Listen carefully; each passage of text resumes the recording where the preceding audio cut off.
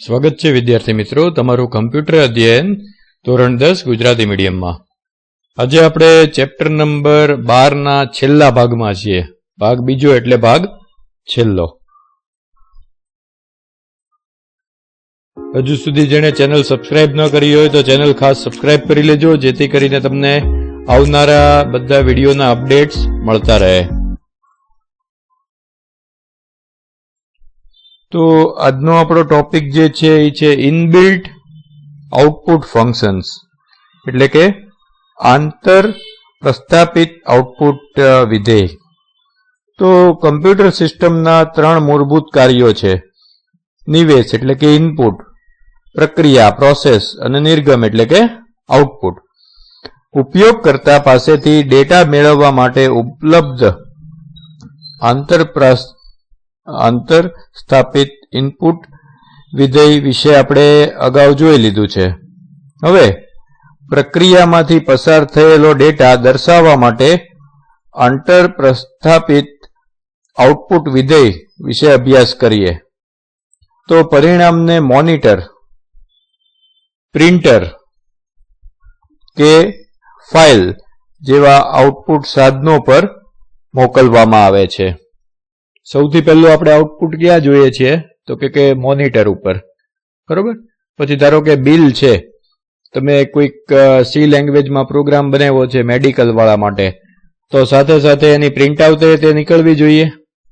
Bill બનવું જોઈએ ને, એની બિલની પ્રિન્ટ આઉટ નીકળવી જોઈએ. તો બીજું આઉટપુટ નીકળી શકે એ પ્રિન્ટર ઉપર. અને ત્રીજું ફાઇલ. તો ફાઇલ એટલે શું કે આપણે જે કાંઈ, ધારો કે તમે એક બિલ બનાવ્યું તો તમારા રજિસ્ટરની અંદર સ્ટોક અપડેટ થવો જોઈએ ને, કે આટલી દવા હતી તો એમાંથી આટલી ખાલી થઈ. તો એ બધી વસ્તુ માટે ફાઇલમાં પણ ઇનપુટ મોકલવું જરૂરી હોય છે. તો સી ભાષામાં પ્રમાણભૂત આઉટપુટ સાધન મોનિટર પર પરિણામ કેવી રીતે દર્શાવી શકાય તેની ચર્ચા આપણે કરશું. પરંતુ પ્રિન્ટર અને ફાઇલ પરના પરિણામ મોકલવા અંગેની ચર્ચા આપણે નહીં કરીએ, કારણ કે તે આપણા પાઠ્યક્રમમાં નથી.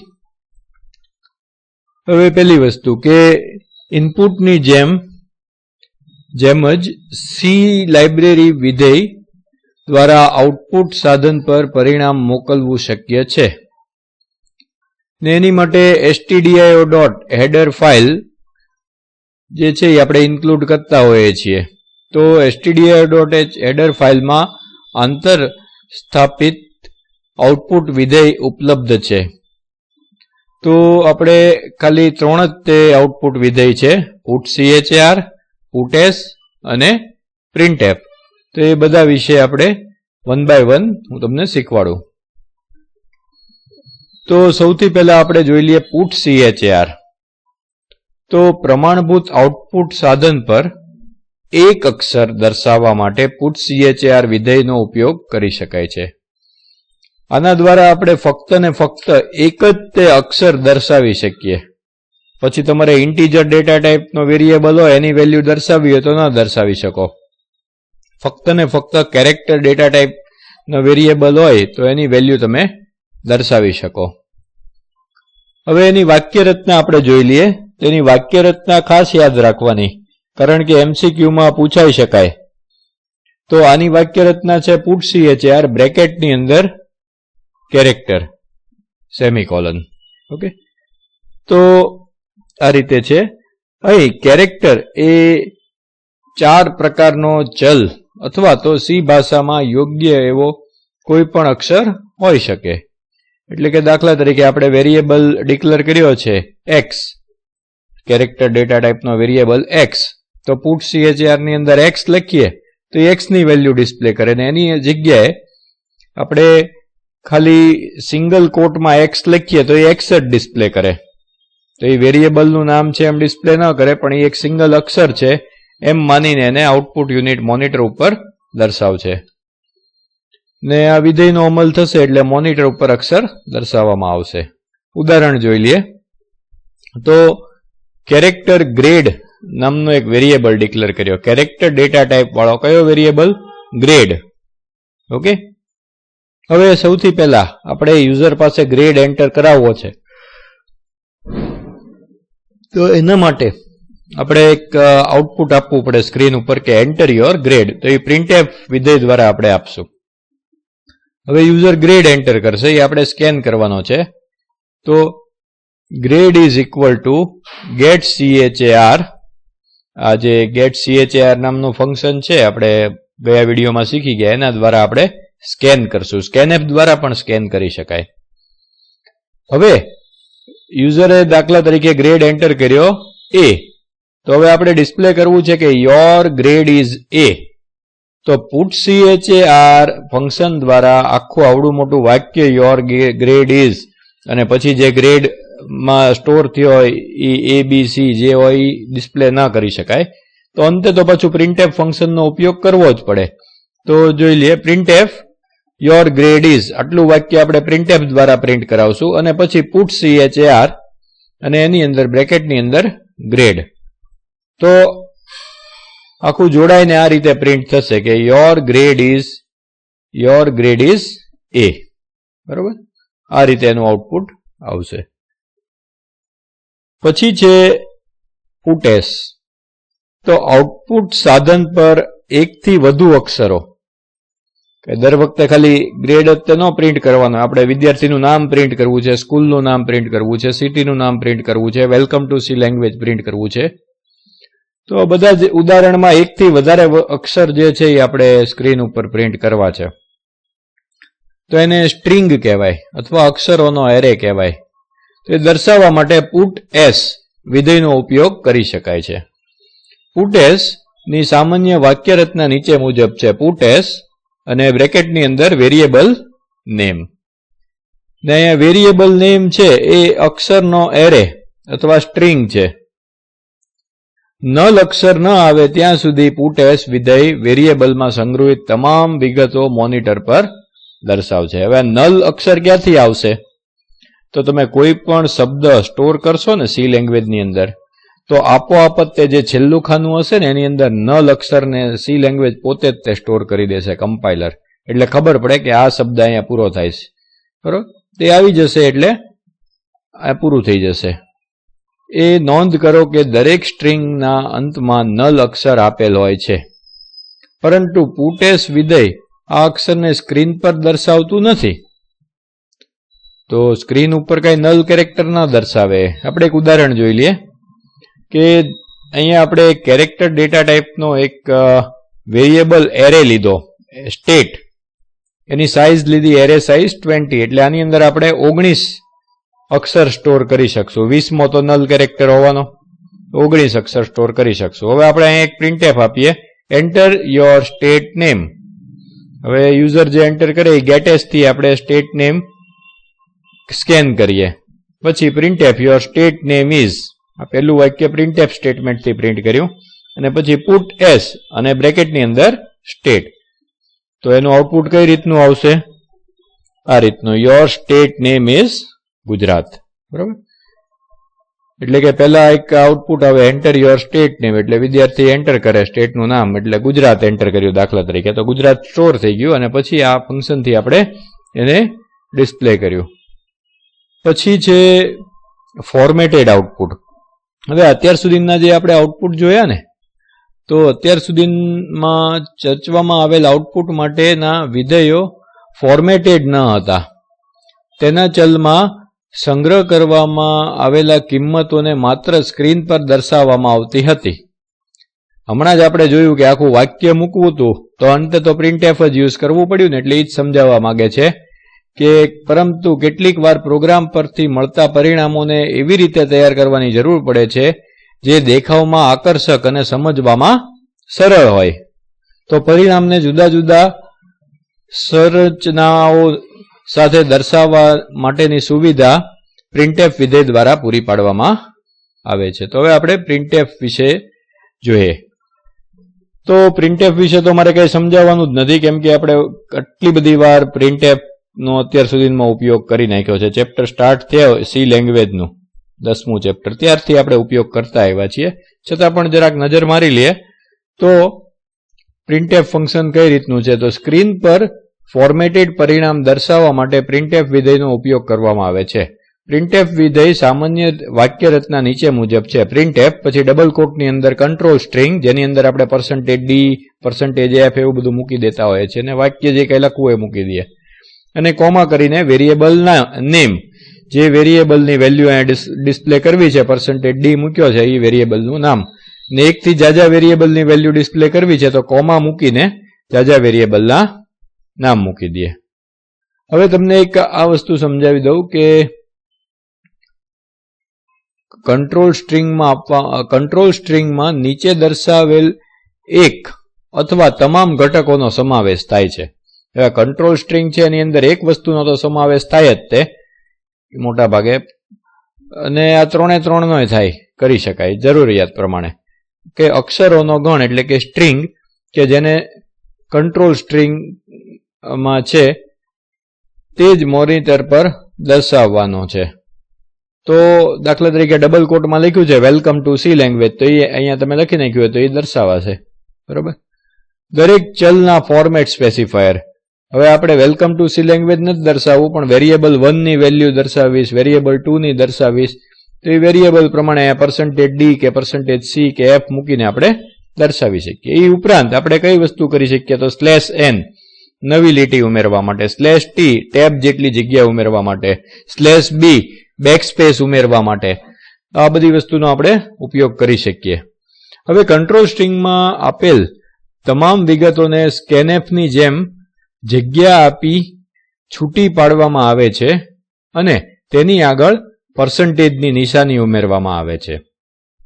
જે ચલની કિંમત દર્શાવવાની હોય તેનો સમાવેશ પ્રિન્ટએફના પછીના ભાગમાં કરવામાં આવે છે.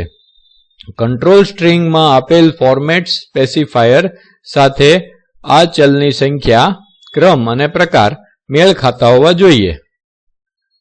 હવે પ્રોગ્રામમાં સ્ક્રીન પર પરિણામ દર્શાવવા માટે આપણે અત્યાર સુધીમાં ઉપયોગમાં લીધેલ કેટલાક પ્રિન્ટએફ વિધેયોના ઉદાહરણ નીચે પ્રમાણે છે. દાખલા તરીકે વેલકમ હલો વર્લ્ડ લખ્યું છે તો ડબલ કોટમાં તમે લખી નાખો તો હલો વર્લ્ડ સ્ક્રીન ઉપર દેખાય. પછી printf your age is %d, અને એજ તો એજ ની અંદર જે વેલ્યુ પડી છે અહીંયા દેખાય, યોર એજ ઇઝ દાખલા તરીકે 10 પડીશ તો 10. પછી printf your name is %s student name, તો સ્ટુડન્ટનું નેમ છે આખું દર્શાવશે. હવે એક બીજી થોડીક અઘરી વસ્તુ છે, સમજાવવાનું ટ્રાય કરું છું તમને, પણ એમાંથી એકાદો MCQ તો દર વખતે પૂછાય જ છે, એટલે ખાસ કરીને જે લોકો રેન્કર હોય જેને 50 માંથી 50 થિયરીમાં લેવાના હોય તો એ લોકો આ ખાસ સમજજો, કેમ કે આમાંથી એક MCQ પૂછાશે. જુદા જુદા પ્રકારની ગોઠવણીઓ સાથે વ્યવસ્થિત પરિણામ દર્શાવવા માટે પ્રિન્ટએફ વિધેયની કંટ્રોલ સ્ટ્રિંગમાં ફોર્મેટ સ્પેસિફિકેશનનો ઉપયોગ કરવામાં આવે છે.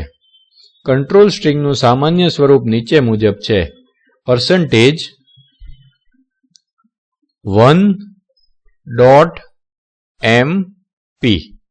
બરોબર. હવે આમાં આપણે ખાલી આ p નો યુઝ કરતા હોઈએ છીએ, 1 અને m નો યુઝ નથી કરતા, એ તમને સમજાવી દઉં. તો અહીં 1 એ કુલ અક્ષરોની સંખ્યાના સ્થાનનો નિર્દેશ કરતો પૂર્ણાંક છે. હમણાં ઉદાહરણ આપીશ ને ત્યારે જ તમને સમજાશે, ત્યાં સુધી સમજાશે નહીં. છતાં પણ હું વાંચી જાઉં છું કે પહેલા ઉદાહરણ સમજાવી દઉં પછી જ વાંચું.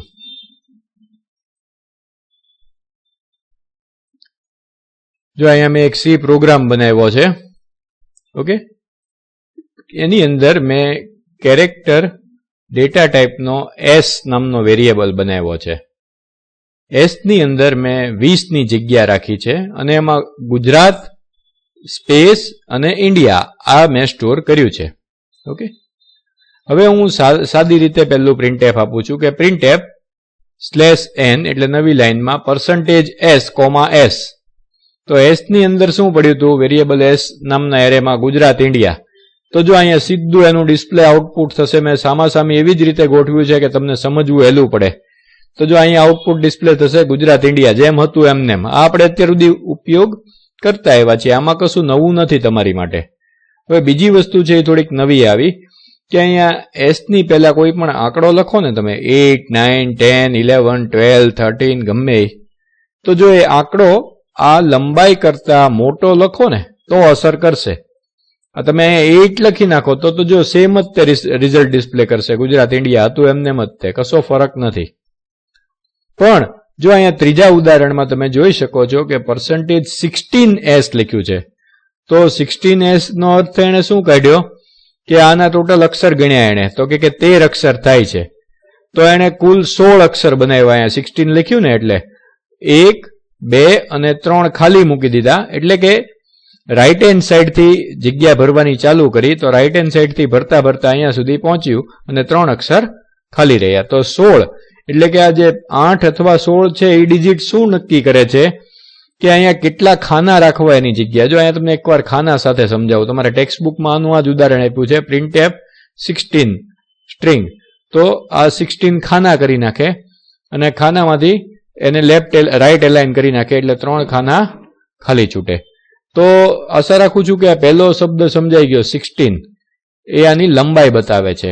બીજો શબ્દ 0.7. હવે જોજો, સમજવાનો પ્રયત્ન કરજો. અહીંયા તમે 0.7 કે 0.8 જે કાંઈ મૂકો તો એ શું કરશે કે આમાંથી એટલા અક્ષર બતાવશે. 16 પહેલું લખ્યું છે 16, તો 16 ખાના કરી નાખશે. પછી શું કરશે, એમાંથી જે આ ગુજરાત ઇન્ડિયા હતું એના 7 અક્ષર જે છે એ દર્શાવશે. તો અહીંયા ગુજરાત દર્શાવ્યું. પછી છે printf 0.7s. હવે જો આગળ 16 નથી લખ્યું, તો આગળ 16 નથી લખ્યું એટલે અહીંયા 16 ખાના જ નથી બન્યા. ઓકે, પણ 0.7 લખ્યું છે તો એટલે 7 ડિજિટ એને આમાંથી ડિસ્પ્લે કરવાના. તો 7 ડિજિટ કયા છે? ગુજરાત. તો જો અહીંયા ગુજરાત ડિસ્પ્લે કરી દીધું. બરોબર. પછી છે -16.9. તો -16 માં 16 ખાના તો કરશે જ તે, બરોબર છે. પણ ખાનામાં રાઈટ હેન્ડ એલાઇનમેન્ટમાં નહીં ગોઠવે, લેફ્ટ એલાઇન ગોઠવશે. અને 0.9 લખ્યું છે એટલે 9 કેરેક્ટર, ગુજરાતના 7, એક સ્પેસ અને ઇન્ડિયાનો આઈ, એટલે ગુજરાત આઈ દર્શાવશે. અને 16.15 લખ્યું છે એટલે ફરી 16 ખાના કર્યા અને એમાંથી 15 આલ્ફાબેટ્સ દર્શાવ્યા. તો 15 માં તો બધા જ આલ્ફાબેટ્સ આવી ગયા એટલે આખે આખું દર્શાવી દીધું. હવે હું જે સમજાવતો તો એ સમજાવું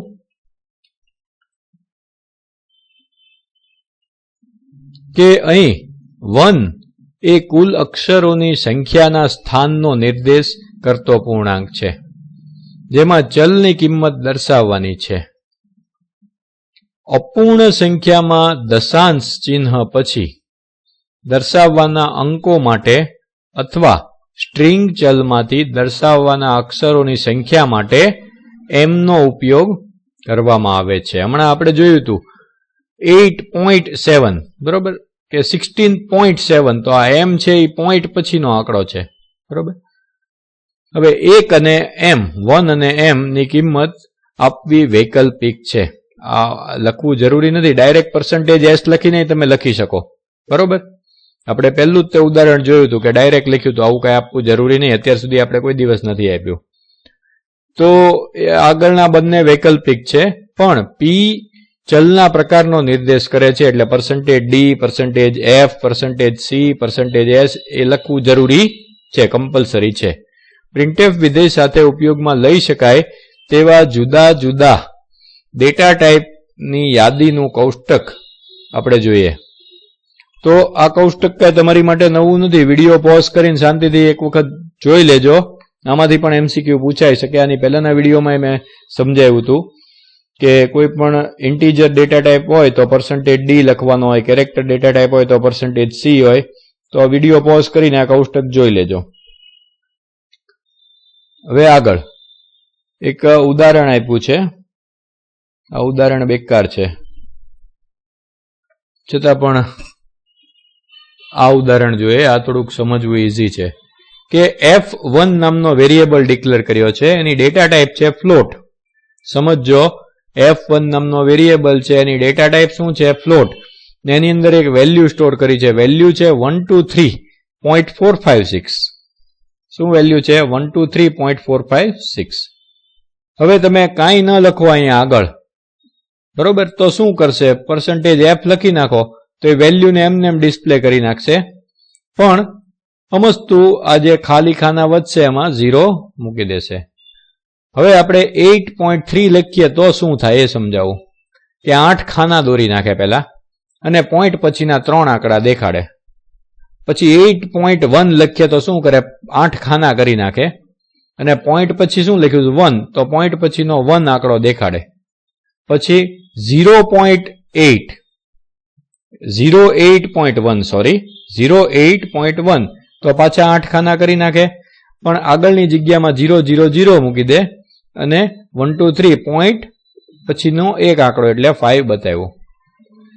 પછી -8.1 તો 8 ખાના કરી નાખે અને આ રાઈટ એલાઇન કરતું હતું, એની બદલે માઇનસ કરીએ ત્યારે લેફ્ટ એલાઇન થઈ જાય અને પોઈન્ટ પછી જે લખ્યું છે 1 લખ્યું છે તો 1 આંકડો બતાવશે. 10.3e હવે આ જે છે એ છે એક્સપ્લોનન્ટ અને મેન્ટિસા. ગણિત મારો વિષય નથી એટલે આ વસ્તુ મને ખ્યાલ નથી. સારું, તો આપણે આ વિડીયો અહીંયા સમાપ્ત કરીએ છીએ અને ચેપ્ટર પણ અહીંયા સમાપ્ત કરીએ છીએ. વિડીયો ગમ્યો હોય તો વિડીયોને લાઈક જરૂરથી કરી દેજો.